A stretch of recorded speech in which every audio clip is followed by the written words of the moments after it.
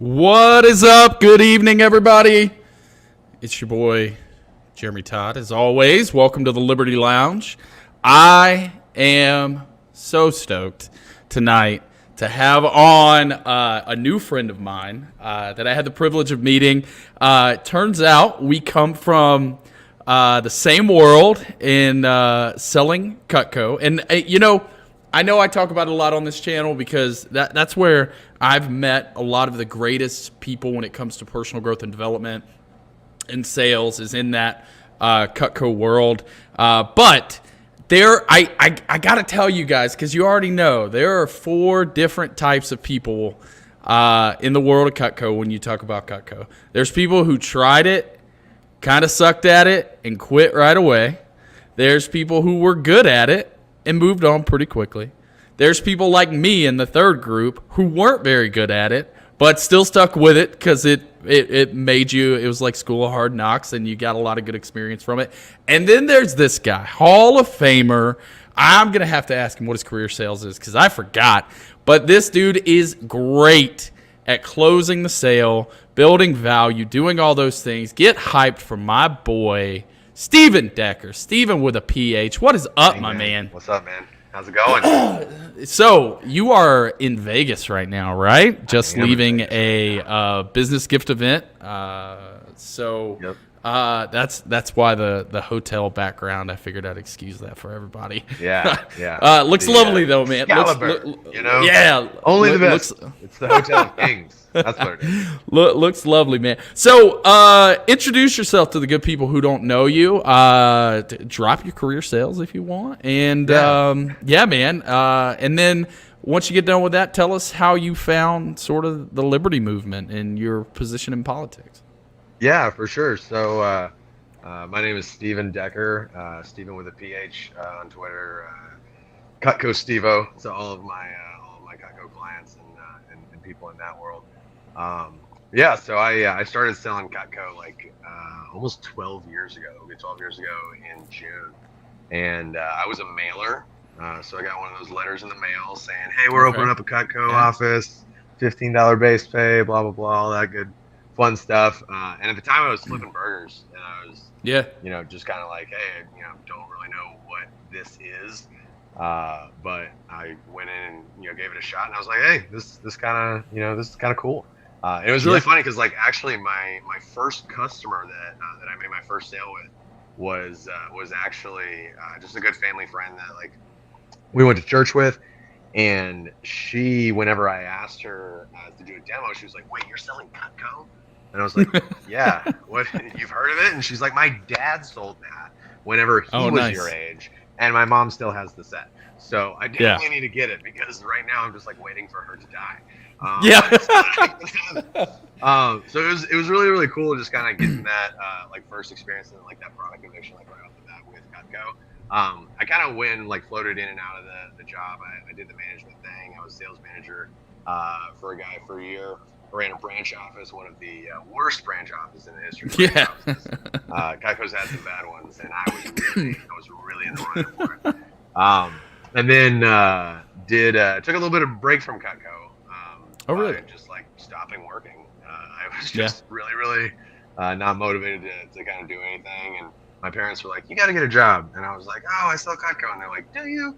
I was like, "Oh, wait, no, I kind of don't." So I actually, just the resume experience, I was able to get another job as a sales manager for Target Mobile, selling cell phones. Oh.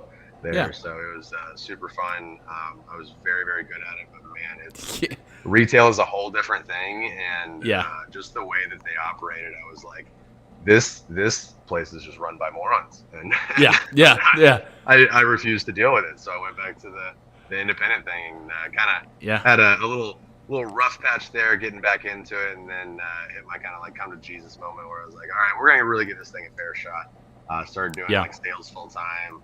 Got out of doing the manager stuff, so just kind of been doing it since 2014. I think was the year that I kind of got back in doing full-time sales. Almost 2 million in career sales right now. I'll be creeping up on that here in the next month or so. It's come along a lot faster than I thought it was. Yeah. I didn't frankly, I didn't think it would happen. Right. If we're being honest, I didn't know that knife salesman was a job that you could get whenever I was a kid. They were just like, it's like doctor, lawyer, engineer. You just pick one and then you dedicate your life to it. And so, yeah, if they had told me knife salesman was an option, I would have skipped college. But yeah, no, it was it's so great because like this job, like, and like Cutco is the college kid job. And now I have kind of made it my like secret mission within Cutco to just kind of like, if I can get one or two kids to just drop out of college, I will have done. I will have done the Lord's work. In that. But so I'm just trying to find the right ones. It's just like plant those. It's funny. One of the things that when we go around for Sell Liberty and do these presentations at conventions and stuff, what's funny is we talk about the power of two and how if each one of us just focused on targeting one or two people, amazing the numbers that trickle from that. So that's fun. Oh no, I got a couple kids that I think could be libertarians in the making. That hell yeah, dude. Let me say this: 2 million. I started in 2007. I became a branch manager in summer of 2008. So it was January of 2007, summer of 2008. Opened my first branch office in Beaumont, and. Dude, 2 million was unheard of. That was John Rulin at the time, right? Yeah. Like now, how many people are over 5? Dude, so here's the thing. It's a crazy thing, and I kind of think of it in terms of like it's like the hockey stick of like when you look at the progression of technology over time. Like and like you were saying on the intro, like so many of the most amazing salespeople, most amazing personal growth and development people are within Cutco. Like that is a true fact. Like so much. Like there's so much just raw talent and like refined talent in a big way within Cutco that we have just like over the past several years. I've been very, very lucky and very, very blessed to like come into this business at a very pivotal time. Where the sales position as a career position is really taking off, where it was unheard of. It was one of those things where it was like the first person to do double Hall of Fame, where it was Hall of Fame as a manager and a rep, was Tom Rastrelli. And he was the guy that taught me to do sales in the booth. But like that was kind of the metric for it. And if you were a full-time salesman, you were selling maybe $100 grand a year. $100 grand a year was a big deal. I remember like the first year in banquets I went to, the rep was selling, I think like 125 grand was a silver cup for a rep. And now at that level, it's like, if you're I remember 300 or 400, you're not in the game. Right. I remember Curtis J. Hughes selling that, and we were all like, he sold $1 million. He sold like 1.2 million last year or something like that. Of course he did. That's insanity. By himself. And here's the thing. He was second place. he came in second. Who beat him, Josh? There's another. No, it was Rob Robinson. Okay, I've never heard of that guy. Yeah, so he's been in the business for forever. He does the business gift stuff like heavy. So gotcha. Okay. It is, big orders, all that good stuff.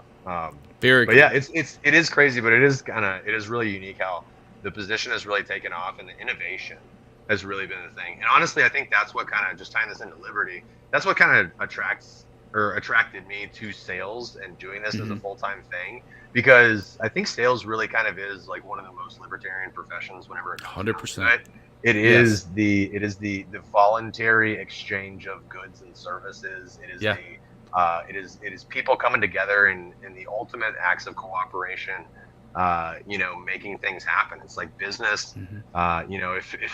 If business just got to run the world instead of the government, like we'd be in a lot better place, and so it's like we have all these great people, and it's not to say that there aren't those shitty salespeople and those scummy salespeople, but that's again just kind of the part of the libertarian thing where we're not offering the cure of the utopia. We don't believe that like once government's abolished, the utopia It's will easy, emerge. right? It's just like no, it's just like we're solving just one big problem. That's all Yeah, yeah. that's all we're trying to do. And we're putting Um, you in we're charge, putting right? you in Like, charge, exactly. which is what a lot of people are scared of. I like to say It's terrifying. I like to say commies and commission don't mix, but they Yeah. think they do, right? Because that's what commies want. They want Yeah. to be in charge. They want to seize the means of production. It's like, motherfucker, have you ever You worked for wouldn't know- commission?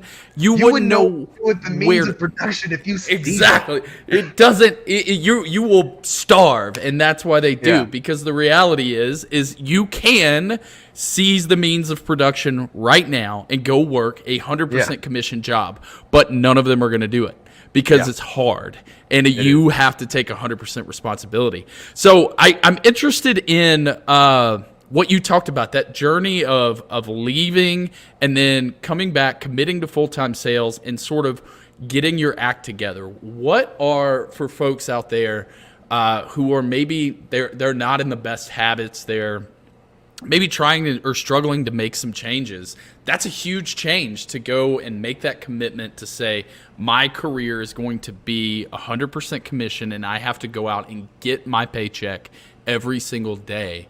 What are some things that you implemented that really set you on this path to Hall of Fame and success? Yeah. Man, I'll say it's been a journey. I feel like the last, it really has been like kind of the last year or two that I've even like kind of like really gotten my shit together in a way that I feel like comfortable with.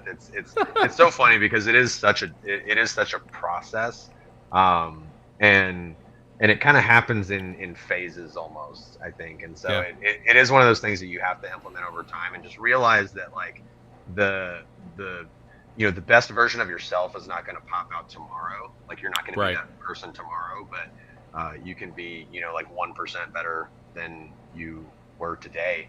At, even 1% better at just one area of your life.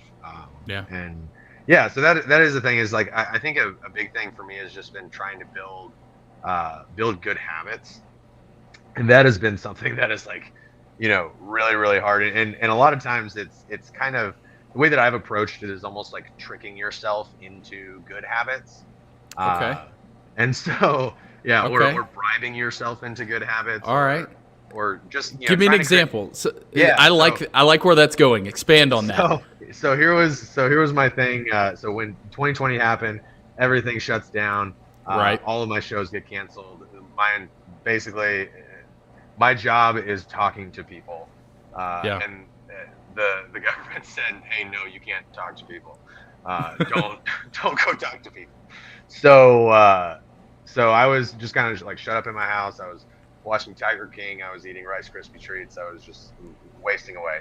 And so I got to the point where it's like, all right, I got to do something. Like I can't just like sleep until whenever I want to wake up and then go to bed whenever I feel like sleeping, because this is not, it's not working. And so I was like, all right, I need to wake up earlier in the morning. I've never been a morning person in my life. I've always wanted to sleep in. That was one of my pitfalls as a branch manager, was my poor alarm clock. Just beat to death. Bed troubles. Snooze button. So it's like I was like, all right, I need to wake up earlier. I need to like give myself some reason to wake up. So I made a deal with myself. All right, I was like, all right, if you wake up and leave for a walk, like just go on a morning walk. There was like a little stretch like through my neighborhood, kind of circled around. It was about like 3.5 miles. I could do it in like about an hour. Pop in a podcast, a Jordan Peterson lecture, an audio book, something, and just kind of go. Right. So it's like, all right, if you get up by 9 a.m., get on a walk, go for a walk. On the way back, like tail end of the walk, there's a Starbucks. Stop at the Starbucks, get yourself a nitro cold brew. There you go. Drink that on your last little bit of the walk. And so I successfully tricked myself over the course of a couple months into becoming a morning person. I did addict myself to Starbucks. So once again, there's no solutions, only trade-offs. Right, exactly. But but it's good because it's like now it's like my body clock will wake me up at like 7 or 8 in the morning just Yeah. on a whim, and I've kind of established a better habit around that. And then also I like in the process of that I just kind of like found something that I like doing. It's just like, hey, I got outside. I was able to get a little bit of sun, get some of that vitamin D that's so important right now, Yeah. get some of that fresh air, and exercise. Like walking it's a great exercise. I think that's Yeah. part of a Yeah. lot of the weight that I lost was Absolutely. just like walking every day because I had nothing else to do. Yeah, yeah, dude, that's phenomenal. So, I really love the idea of self incentivization. I hear it a lot, but there are obviously some obstacles with it, but it's clearly effective in the people that have done it. I want to drop this in and turn you on to it because it's something that I'm probably going to write a book about and do some research work on. It's Victor Vroom's expectancy theory, and basically what it says is employees or workers or yourself, you look at a situation and you go, can I actually do this? Do I have the, like, if it's loading groceries in a car, do I have arms, right? Do I have the, right? So can I do it? And then if I do it, will it yield an outcome? And then if I yield that outcome, do the incentives outweigh the work itself, the punishment? And it's sort of a 3-step thing when looking at. So it's really interesting to hear that even something as small as like that Starbucks payoff is enough a lot of times if what the habit you're trying to build is simple enough and easy enough, you go, okay, this is something I can commit to small. This is something I can commit to that if I do it, I know I'm going to be able to accomplish this outcome, and then the incentive is worth it. And The thing, it's honestly, the thing I was tricking myself into doing was something that I actually enjoyed doing. right. It wasn't Yeah. something that was laborious. It was Right. I like taking walks. Walks are Right. Just not in the morning, right? Yeah. But no, I think that's phenomenal. But I think the takeaway is that we oftentimes we set out on these big journeys and we think, okay, the only way to do this is to set big goals and how to accomplish them. And then we sort of trick we do the opposite of what you did, which is we trick ourselves into thinking, well, it can't be done. I don't have the ability to get up every morning, and what if I've got to, and if I do it, is it even going to work? Does walking work? Does it block? We play this negative feedback loop instead of, if you start small like you did, you can create a sort of a positive feedback loop. Yeah, and the thing is, like, and one of the things, like, I'll probably mention Jordan Peterson quite a bit. Sure. He's been a huge influence on my life, like the 12 Rules for Life. I'm going through Beyond Order right now. I'm like halfway through. I have to finish it before I go see him speak on Wednesday. But yeah, like one of the things that he talks about, and I think it's Rule 6. And I'm trying to remember what it is, but basically the premise of it is, like, whenever you're setting these goals, you set these giant goals, and I would do this in Cutco whenever I first started. Whenever I first started, I was a terrible rep. I was a terrible rep. I was talented. Like, I've always had kind of the knack for sales and the knack for talking. I've been the theater kid for all my life. I was selling Boy Scout popcorn and doing the thing with the magazines where I keep $3 of everything that I sell. I've been doing sales stuff for forever. And so it's like I was good at it, but I was good at it so inconsistently just because I was a terribly disciplined person. But the thing was, like, you set these big goals, and then your mind focuses on the gap between you and the thing that you want to accomplish. And so it's focusing instead of, like, on, like, you're like, I always need to look at my goal so I can see what I'm striving for. Yeah. But it's like, you're not seeing what you're striving for. You're seeing the gap, the insurmountable gap between you and what you actually want, instead of looking at, hey, what's the next step that I need to take up? Yeah. And so, like, it is that thing of, like, if you're climbing a staircase, you don't need to, like, focus your attention at the top of the staircase. At the top, you need to focus your attention at the next thing, and then realizing also just the like, everybody, if you take any like finance class or listen to, people talk about money, they're always talking about compounding interest. And Right. compounding interest is like, one of the most powerful forces in the world, but there's also like the compounding interest on actions and habits that you have. And Yeah. so if you do these things over and over again, you build this muscle memory within yourself. Not only that, but just like the compounding interest of the good things that you do, they end up, making things fall into place so much quicker. It's like Yeah. they just explode up. It's that hockey stick kind of curve thing, because it's like, Yeah. Yeah. and even if I look at my sales, it's kind of the same thing where it's like over the past couple of years, and I think 2020 kind of had a good help with this, because it forced us all to pull back and then Mm-hmm. really get like back down to the basics of like, okay, hey, like if I you got to make some want calls. sales, Yeah. you have to really want sales. Yeah. And so it's one of those things where like I went from my best year ever being $296,000 to selling like 425 last year. Oh, geez. And Wow. it was just like this insane just wave of like all of the work that I've been doing, like the compounding interest is starting to Pay accrue. off. And so Yeah. like that applies to every part of your life, whether it's sales, whether it's weight loss, whether it is like personal growth and development, whether it's like learning and being competent at a skill, Yeah. like anything like that. It's just, Yeah. it gets easier as you do it more. So It reminds me of a couple things, like the 10,000 hour rule, number one, yeah, of the law of mastery. It's almost like when a drag racer, you've got a really powerful car, and at first, when you step on the gas pedal, you're spinning your wheels, but then all right. of a sudden it catches, Catches and that it traction. just Yep. it takes off. Yeah, it reminds me of, dude. I was not only I played football all of my life, like from the Hmm. moment I was 5 years old all the way through high school, Yep. and for all but the last 2 years, I was awful, like always the worst player on the team.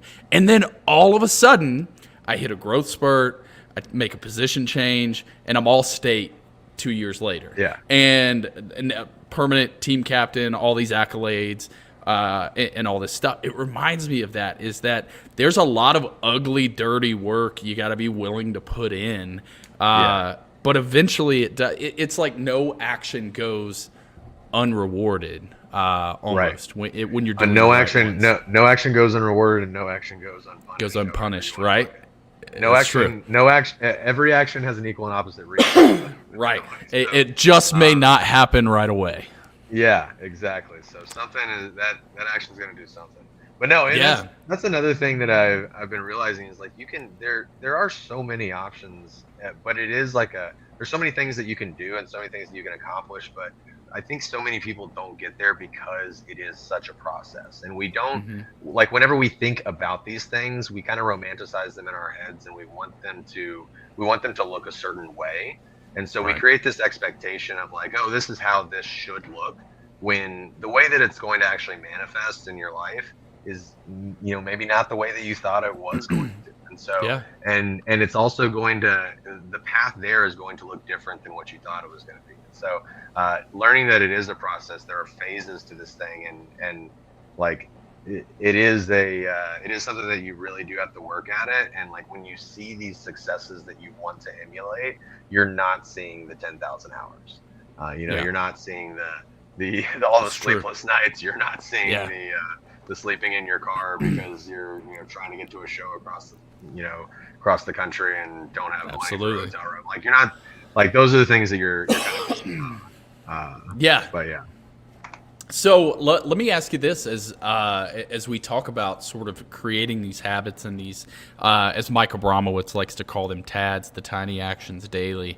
Does somebody have to know where they're going and what they want to do and have those big goals in order to start taking the actions, or can somebody just say, "I'm going to work on becoming this person and see where it takes me"?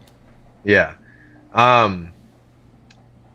You don't have to know, like, no, you don't have to know what you want. And I think a lot of the times we don't know that we don't know what we want.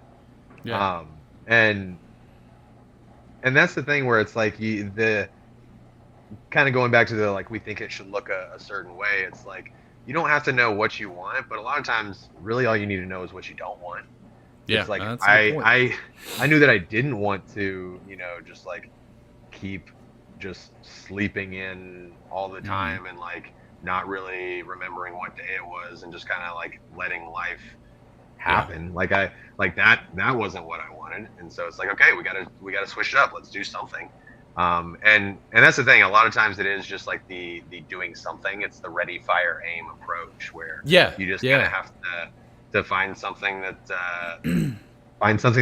interests you, or something that stimulates you, something that makes you like something that does challenge you in some kind of way. And it doesn't have to be something that's like physically challenging or mentally challenging, or like you can choose what kind of challenging it is. But even if it is just something that like I like building Legos. Like it's not it's not challenging, but it's almost like therapeutic in a way. And it is it's kind of this thing where you can kind of get in a little flow with it, and it's a lot of fun.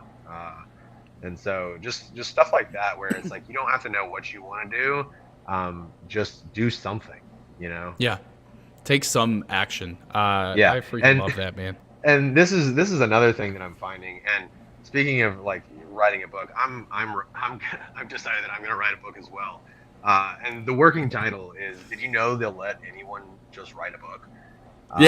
And I love it. And the general theme is just like it's all made up. And I think that is where a lot of like my like liberty and libertarian tendencies come out, is just realizing that it's like, oh, this is all made up.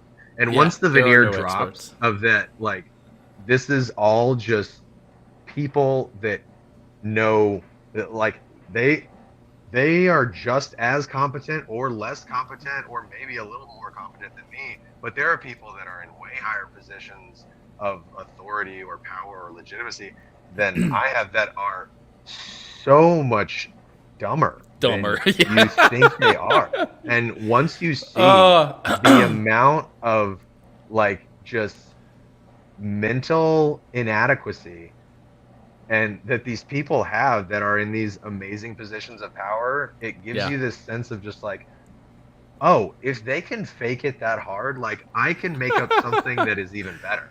Like if they can, like, and everything is made up. Every business that is ever in existence right now was just an idea in someone's mind. It was just somebody being like, hey, I want to do this thing, and so I'm just gonna make up a name for it.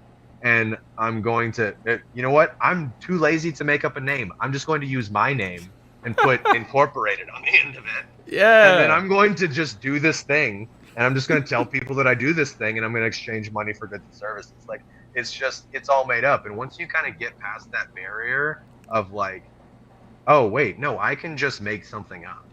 Mm-hmm. And I can literally make something up and make it into something real. Right. It's a pretty, dude, what a white pill. I've never thought about it like that, but that's a hell of a white pill, because you're right.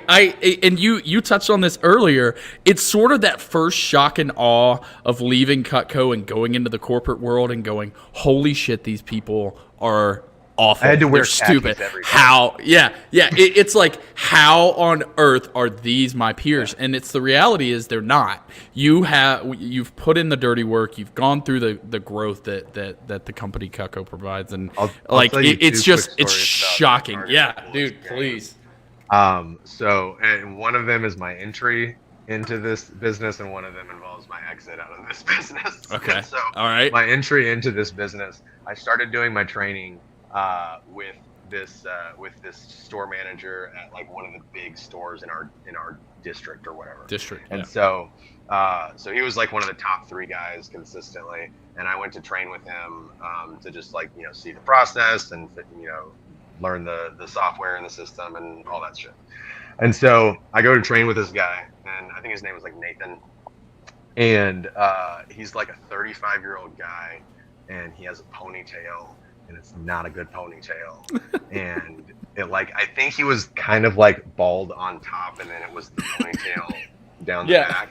And so, and I was just like, awesome. and I literally, this is basically like my first or like weekend on the job or first week on the job, and I'm just like, I am not going to last here Yeah. because I don't want to be that. Yeah. And so like just seeing that immediately, I kind of like knew I was ready for an exit before I even really fully got into it. But it was so funny because I got into the job, I was really good at the job. Like we crushed it. Like I Oh, found yeah. like I was able to like I didn't even know how good I was at sales because I was so mediocre in terms of the Cutco salespeople that I was around. That when I went into the real world, You're like, I with got like him. these new Number guys, I was one. like Wow. this, yeah, no, like I was consistently beating it in the rankings, and it was Yeah. so funny because he was like, oh, you're in that store? That's one of our like smaller stores. Like, hopefully you can get out of it at some point and get to like a super target. And then I was boom, like, boom, boom. oh Yeah. man, yeah, someday I'll get out of this store and into a super target. That's the And problem. then the other story was that like, yeah, it is all made up because Target made up this promotion for iPhones, and it was a really good promotion. So people were like, yeah, obviously I'm going to do this, and we ran out of iPhones really really quickly. And one of the things that the management within the company was always big on was just like, hey, we want you guys to succeed. We don't cap commissions. Like we have a tiered system, Yeah. so it's like the more you sell, the more you make. It's gonna be Yeah. great, and it's like awesome, cool, heck yeah, like let's go.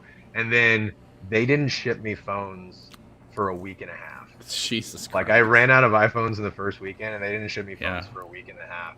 And I'm like, okay, so you don't cap my commission, but you But somehow can't find an iPhone in the Yeah. DFW Metroplex. This seems a little fishy. Yeah. So yeah, it is just like it's all made up, and It like is. you just got to I- find the people that make it the way that you like. I have a very similar story to that happening right now. Oh. So I've as we talked about on the rooftop, I've moved into banking. I was like number one in the Southeast for Wells Fargo before all the shit happened. We didn't do any of that sketchy stuff in the Southeast. That was really a West Coast problem when it came down to it. But Oh yeah. I've heard fun so I stories just about Wells Fargo. like I could get like when the stories came out, I wasn't surprised, but I knew nobody in like that I worked with was participating in anything like that. It's like being like, dude, but- no, I'm serious, man. I just Right, need the dude, phones at Raytheon. it's I'm just it's I answer calls. I it's don't- but you not- want to know not what what drives you're me missing. crazy, Steve? Let me tell you what drives me crazy. So I get hired My at dad used to Wells. work I had left car sales mainly because of the hours, and I landed at Wells, and they roll out these sales goals, and I'm like, okay. They're like, what do you mean? Aren't you?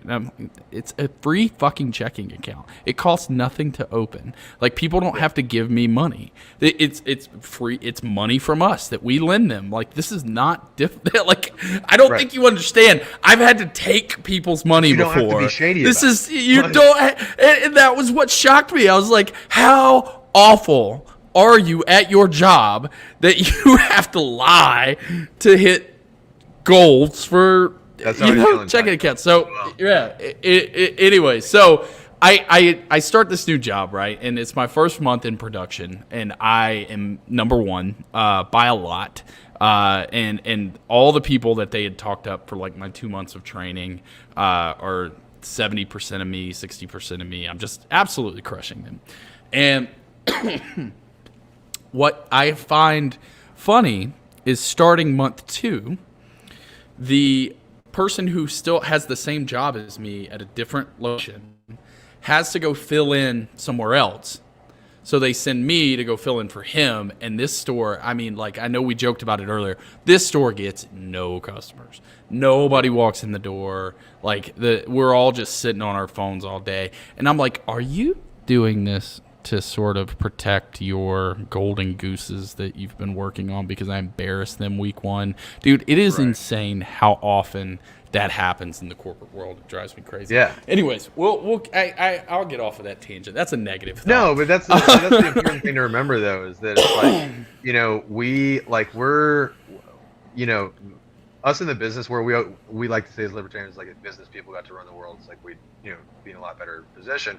But it's Yeah, it's not to excuse the shitty business people that still are out there. there are a lot. The Yeah, people that literally like there are things out there that are based on politics, and so yeah, even in the corporate world, and that's something that we just have to live with. But yeah. we just want to live in the world where those people don't also have the Yeah, monopoly you've got to on you've violence. So, what I've learned is not just say it's business people, but lean on incentive structures, right? yeah, Like incentive structures. That's a big thing. people will chase incentive structures, and somewhere along, if you guys hear that beeping, that's my washer finishing up a load of clothes. But Wait, hold on. You're if not you in an immaculate studio. I'm not in. Well, no, there's we do laundry in the Liberty Lounge here in the Oh, okay. house. So, Cool. Yeah. no, the Do but whatever. what you find interesting is like good companies structure their incentives to reward merit, hard work, accomplishment, results, things like that. Bad companies are structured to reward tenure, relationship, loyalty, and things like that. And if you said tenure, relationship, loyalty, all of those things, most people would say, oh, those are good qualities to have. But when a company bases their incentive structure off of it rather than outcomes and results and performance, what you actually get is a lot of dirty, sort of shitty politics, man. Yeah. So, yeah, incentive structures is where you find it all. Yeah, and just like you were saying, it's like those characteristics are not bad characteristics. It's just about how those characteristics are applied, and what context those characteristics are being used in. If it's like, hey, we're doing business together because we've always done business together, no matter how bad I am at business, then that's not a good place to be loyal to someone. But there's always those other places where it's like, hey, loyalty is a very important and very honorable character trait to have. So it's making sure that we get those things in the right context. So let's talk about that, because there's this comes up a lot in sales, and one of the things that I'll shoot it over to you. I did a 4-part series on it, but there's one, and not on Sell Liberty, on the Brian Nichols show, plug there, but it's called values-based empathy. And basically it ties into sort of your discovery, sort of your uncovering needs part of your sales process, where you are not just finding out where their problems are and what their problems are, but why they choose to and how they see value in those issues and problems. So one of those is liberty oppression. That's how we see the entire world politically as libertarians. Are people free to choose, or are they forced to have choices removed? Liberty, oppression, right? But the rest of the world operates on mostly these other 6 value sort of heuristics, and one of those is about loyalty and betrayal. So that this can be seen in like the way the MAGA crowd turned on Mike Pence, like immediately, because they're like, you're supposed to be our guy.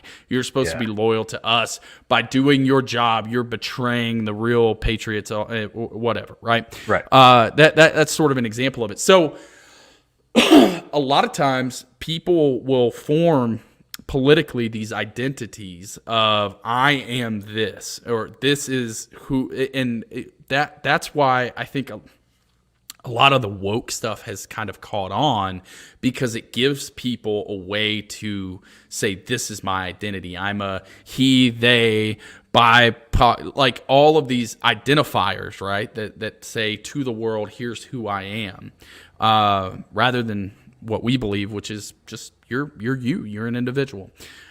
When it comes to sales and sort of backing people out of those positions that have become their identity, I remember being at fairs and shows, and people would come up and they'd go, oh, I don't spend money on nice stuff. We're just poor old white folks, and whatever. We would hear all these excuses about like, well, we don't buy expensive things. We're not expensive people. We're not lavish people. And Cutco, by the way, is a premium product that comes with that can have a little sticker shock to folks sometimes.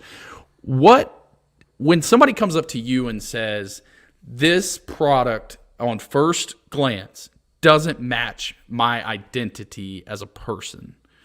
What are some things that you do to sort of roll that back a little bit? And, it's not always going to match their identity. Some people, it's 10-80-10 rule, right? Yeah. But for those in the middle that can be swayed, how do you help people shift their identity that they claim to have and show them the value in what you have to offer?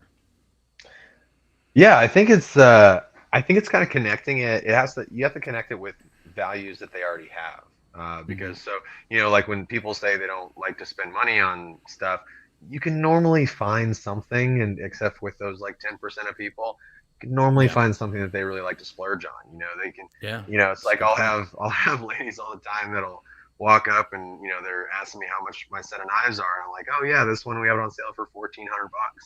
And she's like, what? That is so much for knives. And I'm like, ma'am, like your purse, like Louis Vuitton bag is worth more than our complete set. Yeah. So like, I mean, like you obviously like nice things. Right. And so it can be connecting them with things that they already kind of value in that way, or just reframing kind of their perspective on stuff and offering, like, I like to offer my clients stuff, especially whenever they're really hesitant to spend good money on knives. It's like, here's the thing, you're scared about, or you're having this issue with spending this money on knives because you're comparing this to the knives that you have at home. Like, you're thinking that's what you're getting. You're thinking about what knives are to you, and you're thinking that's what you're getting for $1,400, but it's not. You're getting such a different thing. Like, I share my experience with my customers a lot, where I'm like, hey, I was the same way when it came to nice sunglasses. I would never buy a pair of nice sunglasses I would never spend more than $20 on a pair of sunglasses. I'd get them at the gas station all the time because I was like, no, like, why would I spend more money on these sunglasses? They always break. I'll lose them. Like, they're just basically disposable. And I was like, no, they break and you lose them because you didn't buy the nice ones. Yeah. And so, like, my buddy made me go buy a $80, like, I ended up spending $80 or $90 on a pair of polarized sunglasses. And I had the worst buyer's remorse immediately because I bought them at like 6 o'clock at night. And so like, I didn't get to even use them. But then, like, I started using them, and like a week went by, and I was actually at I was at the OU Texas game at the state fairgrounds, and I had the sunglasses on, and I was like, this is like watching the game in HD. And it was like, it was such a good experience that I was like, oh my gosh. And now it's like, I have a pair of freaking Dolce and Gabbana sunglasses. That a boy, hell now. Like, I'll spend more on sunglasses, like every year, like anytime I go to Disney or something like that, I'm always just buying like a new pair of sunglasses. Dude. And so it's just changing that perspective around around how they think about it. And then trying to connect with things that, like, when it comes to libertarian stuff, it's like, okay, what are the things that you actually care about? Like, what are the things that like, that mean something to you? What are your values, and how does this fit into it? Because guess what? Whatever your pursuits are, as long as they're not, harming other people or taking their stuff, like, we're all in for it. Free. We're right behind you. We're like, hell yeah, let's go. And so just finding people where they are. Dude, a huge takeaway in that for me, not only just finding what you said, matching the value of what matters to them to what we have to offer, but it's sort of breaking down that wall of what they're making the comparisons off of. We did this yesterday. I got into it online with some commie that didn't get into it. I just was basically telling her the truth. And what the reality was is she's like, I don't understand why people would hate Medicare for all and yada yada. And so when you offer so the problem is they kept, even though I was offering better solutions, they kept coming back to, it's either your current system or this. And I'm like, no. This is something totally different. And that's my huge takeaway for you about what you said about the knives, is that no, you're comparing this price tag to what you're currently getting. And we're talking about two very, very different things. So allow me the opportunity to show you those differences in value. And I think that right there is a big thing because so many people are stuck in this binary thinking in Yeah. so many different ways that they don't think about, where they do think it's, oh, I like it is either this or this.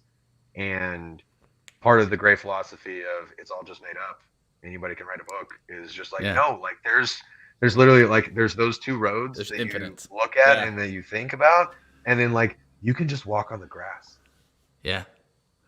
Yeah. and Just walk on the and get it, like That's breaking that pattern in people's head though can be a bit of a what task. what a great statement to close on there, because I know you got a flight to make, my man. I'm so No, grateful actually, for the time. here's the thing. I'll just Dude, let you know if you want to keep going, I can keep going because it's snowing in Dallas, so I'm staying in the oh, for the weekend. oh, you're staying for the weekend. Well, Dude, yeah, I no. just it's still a perfect place to close. Yeah. Because But dude, I gotta have you back on. We maybe Absolutely. co-host or something like that. I don't know, man. I could talk to you for ages, but that idea that there are two roads that split and you must choose one. No, you can walk in the grass. That is what a great reframing moment. Have you ever read Pitch Anything by Oren Klaff?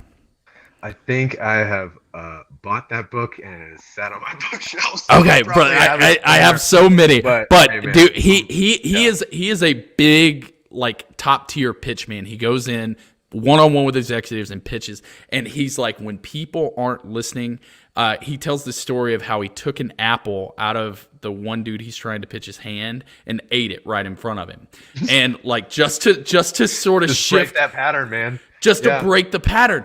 That is a powerful pattern breaker if you can tell that story of like, no, look, you're looking at these two roads and you think you have to go down one, but what I'm saying is walk in the grass. It's a better option.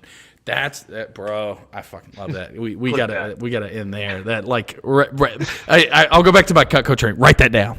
Write that down. So, well, brother, what is any final thoughts before we get out of here? Man, I don't think so. I'm just happy to do this. This is my first ever podcast appearance. Have this man on your podcast. Happy to be on and make this maiden voyage here with a fellow Cutco guy. So Yeah, my brother Forrest Mommy in the chat. Be in Reno, right? Yeah, I'll be in Reno. At this time, I am still running for LNC. It's gonna take listen. Listen. Okay. I will say exactly what Dave Smith says about running for president. I have no interest in doing this. I'm doing it because I feel obligated to, and so if enough good people come along and I'm like, they are qualified to do this, I will happily not run for at large. But you know, until vote, so. Thank you, brother. Yeah, until that happens. But yeah, I will be in Reno. I'm gonna be at the LP Alabama convention in Dothan with freaking Afro Man. Which is cool as shit. If you don't know Afro Man, he's like the Colt 45 and 2 zigzags guy, and because I got high, he's gonna be at their convention, which is pretty dope. So yeah. All right, brother. Well, let's sign off out of here. It's been a ton of fun. Absolutely. We'll see you next time. Until then, Heck yeah. sell some liberty. Adios.